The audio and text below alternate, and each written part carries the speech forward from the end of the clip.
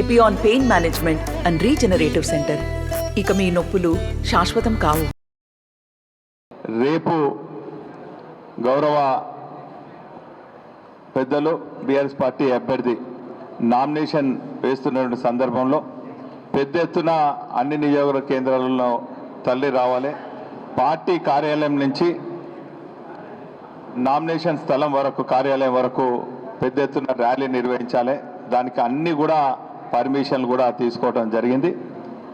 మరి మంగళవారం రోజు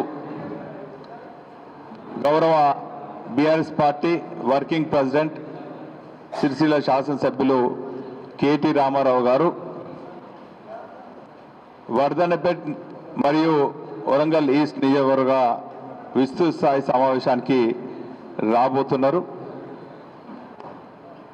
ఆ సమావేశాలు డి కన్వెన్షన్ సెంటర్లో వర్ధన్నపేట్ నియోజకవర్గం సమావేశం నిర్వహించడం జరుగుతుంది. అదేవిధంగా సోదరులు మాజీ శాసనసభ్యులు నరేందర్ గారి నాయకత్వంలో నాని గార్డెన్స్లో ఆ సమావేశం జరుగుతుంది. ఈ రెండు సమావేశాలకు కూడా గౌరవ BRS party working president KT Rama Rao రాబోతున్నారు. ఇప్పటికే పరిస్థితులంతా కూడా బీఆర్ఎస్ పార్టీకి అనుకూలంగా ఉన్నది. రాబోయే ఎన్నికల్లో ఓటు ద్వారా మాయమాటలు చెప్పినటువంటి కాంగ్రెస్ పార్టీకి బుద్ధి చెప్పడమే కాకుండా 10 ఏళ్ల నుంచి కేంద్రం నుండి కనీసం విభజన చట్టాలు అమలు చేయని బీజేపీ పార్టీ పైన కూడా ప్రజలందరూ కూడా ఆగ్రహంగా ఉన్నారు. ఈ సెగ్మెంట్లో ఉన్నటువంటి కాజ్పేట్కు కోచ్ ఫ్యాక్టరీ కానీ, మహిబాద్ పార్లమెంట్ సెగ్మెంట్లో ఉన్నటువంటి బయ్యారం ఉక్కు ఫ్యాక్టరీ కూడా తేలేని ఇయ్యలేని నిస్సాయ స్థితిలో కేంద్రంలో ఉన్నటువంటి బీజేపీ నాయకులు ఉన్నారు. కాబట్టి ఈ రెండు పార్టీల పైన ప్రజలందరూ కూడా ఓడించేదానికి కసిగా ఉన్నారు. పైపెచ్చు బీఆర్ఎస్ పార్టీ ఇది ఒక్కటే కాదు, రేపు ఎన్నికలల్లో ఇక్కడ నిలబడ్డ అభ్యర్థులు ఒకటి, రెండవది పార్టీలు, మూడవది ఇక్కడ ఉండేటువంటి వరంగల్లో ఉండేటువంటి అభివృద్ధి కార్యక్రమాలు ఏం చేయాలి అనేటువంటిది ఒకటి ఉన్నది. కాబట్టి ఆ విషయాలలో మనం చర్చకు పోవాల్సినటువంటి అవసరం ఉంటుంది. కాబట్టి ఇక్కడ ఉన్నటువంటి యొక్క అభ్యర్థుల పరిస్థితి కనుక చూస్తే మీ అందరికీ తెలిసినటువంటిది ఏంటంటే ముగ్గురు కూడా బీఆర్ఎస్ పార్టీకి సంబంధించిన అభ్యర్థులు మాత్రమే ఉన్నారు. అదేవిధంగా కాంగ్రెస్ మోసం చేసిన కాంగ్రెస్, అదేవిధంగా దోకా చేసినటువంటి బీజేపీ, రెండు కూడా ఈ పార్టీలకు వెళ్ళి బయటకు పోయి చేసినటువంటి సందర్భం చూస్తూ ఉన్నాం. కానీ ఆయా పార్టీలకు, రాజకీయ పార్టీలకు అభ్యర్థులు కరువైన దానికి ఇది సుస్పష్టంగా కనపడతా ఉన్నది.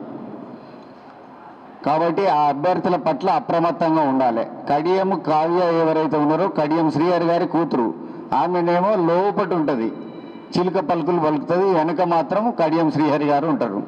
వారు ఈ పార్టీకి ద్రోహం చేసిపోయిన సంగతి యావత్ తెలంగాణ రాష్ట్రం అంతా తెలుసు, భారతదేశంలో తెలుసు. రాజకీయ వ్యవస్థ లోపల అటువంటి వ్యక్తులు ఉండకూడదు అనేటువంటిది ప్రజలు కూడా, వరంగల్ ప్రజలు నిర్ణయం తీసుకున్నారు. ఆరూరు రమేష్ గారు ఇవాళ బీజేపీ అభ్యర్థిగా నిలబడ్డారు. మీకు తెలుసు, మీ అందరికీ కూడా తెలుసు, వరంగల్ ప్రజలకు స్పష్టంగా తెలుసు. వర్ధన్నపేట నియోజకవర్గం చుట్టూ భూములన్నీ ఆయనే. ఇక పార్లమెంట్కి నిలబడితే ఇక పార్లమెంట్ చుట్టూ భూములు కూడా ఆక్రమించుకునేటువంటి పరిస్థితి వస్తుందా అనేటువంటి ప్రశ్న ఉత్పన్నమైంది ప్రజలలోనే. కాబట్టి ఆ బీజేపీ సోదరులు కూడా కొంతమంది నాకు తెలిసిన వాళ్ళు ఉన్నారు, మాట్లాడుతున్నారు. మాకు ఓటేస్తే పంచ మహాపాతకాలు చుట్టుకుంటాయి అనేటువంటి మాట మాట్లాడుతూ ఉన్నారు బీజేపీకి ఓటేస్తే. కాబట్టి ఇక్కడ వరంగల్ నియోజకవర్గం లోపల వరంగల్కు సంబంధించిన అభివృద్ధి కార్యక్రమాలు తీసుకుపోవాల్సినటువంటి అవసరం ఉన్నది. ఒకటి ఏంటంటే వరంగల్ ధ్వంసం చేసిపోయింది. ఇలా తెలంగాణను మొత్తమే కాదు, అదేవిధంగా వరంగల్ను కూడా విధ్వంసానికి గురైంది. ఆ విధ్వంసంలోకి వెళ్ళి బయటికి రావాల్సినటువంటి అవసరం ఉన్నది. పార్లమెంట్లో మనందరం కూడా ఇక్కడి ప్రాంతానికి సంబంధించినటువంటి యొక్క దళాన్నై బలంగా ఉండి మాట్లాడాల్సినటువంటి అవసరం ఉంటుంది. ఆ అవసరాన్ని గుర్తెరిగి వివిధ రకాలైనటువంటి కార్యక్రమాలు ముందు చేపడతాం. మరిన్ని వీడియోస్ కోసం ఛానల్ ని సబ్స్క్రైబ్ చేయండి. లేటెస్ట్ అప్డేట్స్ కోసం వాట్సాప్ ఛానల్ ని ఫాలో చేయండి. అండ్ లింక్ డిస్క్రిప్షన్ లో ఉంది.